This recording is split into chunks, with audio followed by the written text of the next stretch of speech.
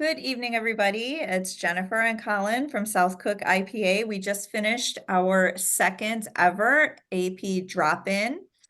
This month's our theme was teacher evaluation as well as our own evaluation. So we had a great group. We talked about some strategies. We talked about things that we can do to make sure that we are positive in our coaching conversations with teachers. And we talked about from the teacher's perspective, it's very helpful to make sure the administrator has been in the classroom several times before. Their evaluation is not a one and done. They know the quality of the work of the educator on a regular basis.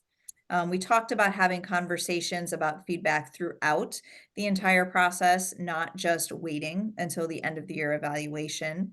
We talked about the power of talking about glows and grows along the way, as well as the teacher's personal goals and the building's goals for the teacher, if applicable. And we also talked about the value of reflection and the teacher being involved in self-rating themselves. So, Colin, if you wanted to add. Sure, absolutely. We talked a little bit about that being done at the beginning of the year, having that initial where a teacher sees themselves at, and then also doing it as we get close to the summative, and really having that, bringing that discussion back to the forefront to really incorporate the teacher into their evaluation to see where they feel they grew the most or where they need to continue to grow. And we also talked about some of the challenges for the evaluator, especially if you are a novice evaluator or if you are a person who is evaluating former peers, like if you ascended to a dean or assistant principal position within the building where you taught, the different and kind of unique challenges that can pose for an evaluator, and making sure that the process and the relationship are both kind of protected.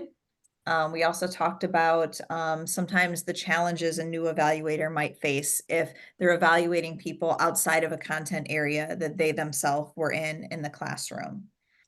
We also talked about the challenge of making sure that teachers are aware of how to present artifacts as supporting evidence of their evaluative process to make sure they get the rating that they feel that they deserve.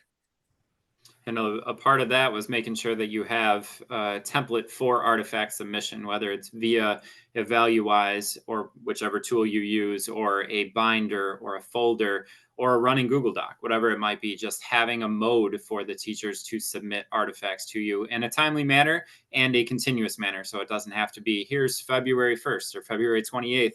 Here's all my stuff. Let's get it in before that. Let's make sure it's coming in throughout the year, because really those teachers that strive for excellent are going to be doing that. They're going to be submitting those artifacts throughout the year.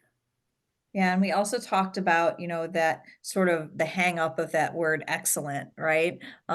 Receiving those overall excellent ratings and what it really takes in each of those Danielson domains to be excellent, and how, the realism of, a brand new teacher might not have access to all of the same tools as an experienced teacher, or vice versa. An experienced teacher may not have access to all of the new innovative tools of a teacher first coming out of college, and giving them opportunities to be reflective and to collaborate with one another so that they can benefit from each other's strengths. And we also talked about the importance of new teachers having mentors who can help them walk them through this process as a non-evaluator, just a peer who can help them get through the evaluation process successfully.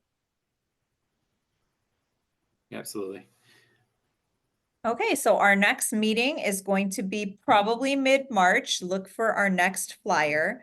One of the topics that came up in our surveys to discuss had to do with either struggling with your own supervisor or people that you supervise as a new administrator. So that might be our topic. So look for our flyer coming out soon.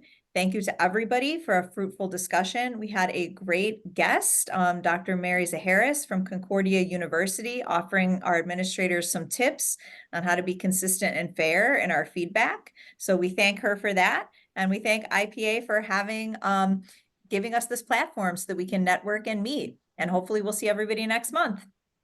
Absolutely. Thank you, everyone. Look forward to seeing you in March.